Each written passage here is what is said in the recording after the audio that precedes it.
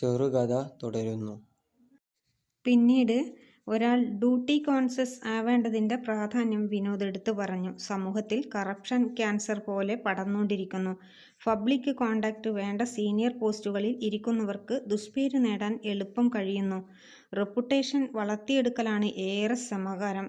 മറ്റൊരു സ്റ്റേഷനിൽ വണ്ടി നിന്നപ്പോൾ വിനോദ് എഴുന്നേറ്റു തിരക്കിട്ട് നടന്നു. പോയ അതേ വേഗതയിൽ ധൃതിയിൽ തിരിച്ചെത്തിയപ്പോൾ അയാളുടെ കയ്യിൽ 2 പൊതികളുണ്ടായിരുന്നു. ജയ, വർത്തമാനത്തിനിടയിൽ നമുക്ക് എന്തെങ്കിലും കഴിക്കാം. വിനോദ് പൊതി നീട്ടി. നോ പ്ലീസ്, ഞാൻ ആഹാരം കഴിച്ചാണ് വന്നത്. നോക്കൂ, ഇത് അപരിചിതനോട് പറയുന്ന ഒരു ഭംഗിവാക്കായിപ്പോയി. നിങ്ങൾ ഡിപ്പാർട്ട്മെന്റിനെ കിടുകിടുവിറപ്പിച്ച രാമകൃഷ്ണന്റെ മകളാണ്. വരദന്റെ ജൂനിയറാണ്.